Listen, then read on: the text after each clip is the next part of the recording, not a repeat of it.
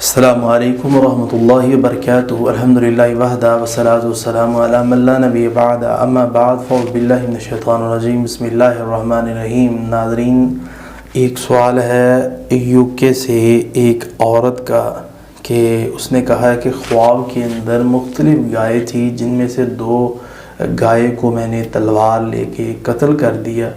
اس کا لمبا خواب تھا، تو اس کو میں نے یہ کہا کہ اس خواب کو ضائع کر دیا، شیطانی خواب ہے۔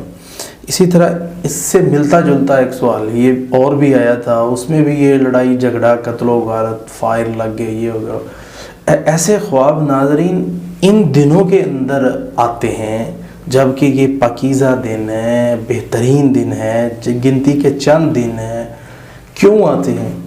اس لیے آتے ہیں ایسے خواب کہ سحری کر کے بندہ سو جاتا ہے اور تضابیت ہوتی ہے، کھانا کھایا ہوتا ہے، تو پھر نا بندہ سحری کے بعد فجر پڑی سو گیا، عجیب و غریب دنیا میں چلا جاتا ہے۔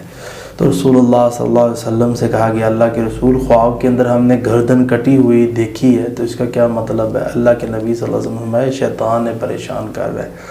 تو اسی کے ساتھ ساتھ یہ ہے کہ جب بندہ کھانا کھاتا ہے تو اس کو بھی ایسا خواب آ سکتا ہے، اس لیے پریشان نہیں ہونا چاہیے، بلکہ یہ کرنا چاہیے کہ بندہ فوری فجر کے بعد نہ سوئے، تھوڑا سا جب سورج نکل آئے پھر سو جائیں، تو پھر دیکھیں آپ کو ایسے خواب نہیں